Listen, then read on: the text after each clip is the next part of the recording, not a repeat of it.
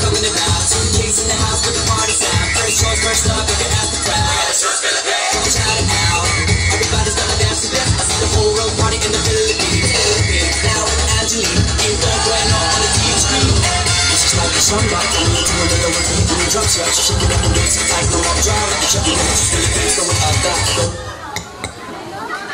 Wala pong masusunugan ng bahay at mamamatayan ng magulang. Dahil ang hinihiling ko lamang po ay isang malakas na palakpakan na may kasamang malakas na hiyawan. Ladies, gentlemen, and in between, I may not be the most handsome nor masculine candidate, but I do believe that with my determination, I can win this competition. My name is Daisel Romero Barameda Gonzalez, all the way last from the troubled capital of the Philippines. Or should I say, welcome to my hometown. I am honored and proud to represent the city of Pasay. I am fresh, young, 18-year-old stunner, a second-year college student at University of Santo Tomas taking Bachelor of Science in Tourism Management. At ngayong gabi, hindi na po ako mag-iiwan ng bastos na kataga dahil 50% po ng mga manonood ay pawang mga kabataan.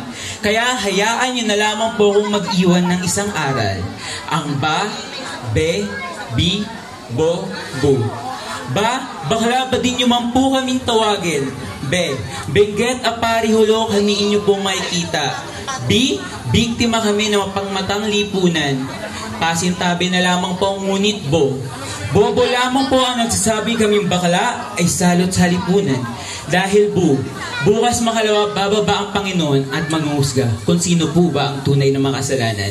Kami po bang parte ng LGBT community na walang ginawa kundi ang maging totoo lamang sa aming sarili? O ang mga taong walang ginawa kundi manglait ang magmutya ng kanilang kapwa?